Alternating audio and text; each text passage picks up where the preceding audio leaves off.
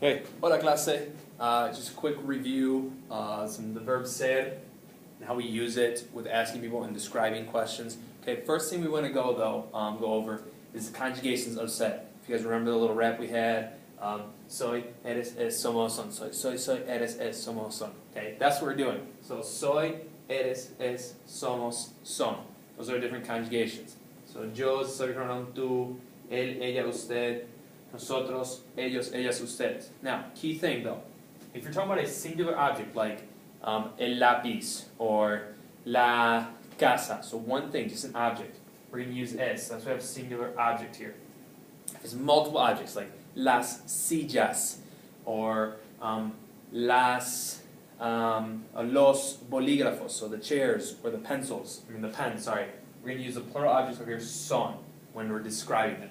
So these are used to describe things that are permanent. So color, shape, height, things like that. Now, questions we can use with this. First one is, ¿Cómo eres? What are you like? How would you describe yourself? When you want to ask someone, how do you describe yourself? This is a question we'd use. ¿Cómo eres? Answer it with, yo soy, so we have the verb soy, alto y exigente. Or, yo soy alta y exigente. Now, alto is for guys, you're talking about yourself.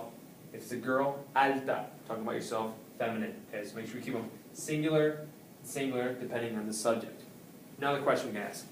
¿Cómo es él, ella, usted, nombre, or a singular object? So, describe, how would you describe him, her, you, formal, someone's name, or an object? So, hey, describe to me, like, I don't know, some of you describe to me, Kasha, or describe to me, Dr. Dre, or something like that, or describe to me Sr. Dolman, or hey, describe to me Bill, that guy, we'd use.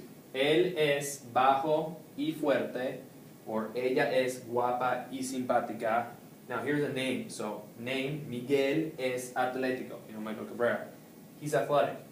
Now if it's just an object, like la casa, the house, la casa es bonita, so we can still use these describing words, these adjectives, for houses and for people. It just depends on what the verb that we're using has to be. Okay? Now, we're going to switch over to the other side, change it up.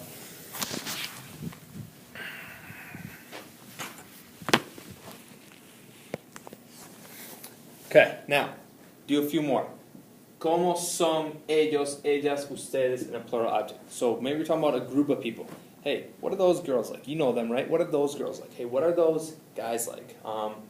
So we can ask about that. Ellos son débiles y chistosos, or ellas son rubias y chistosas. Another change in this adjective there.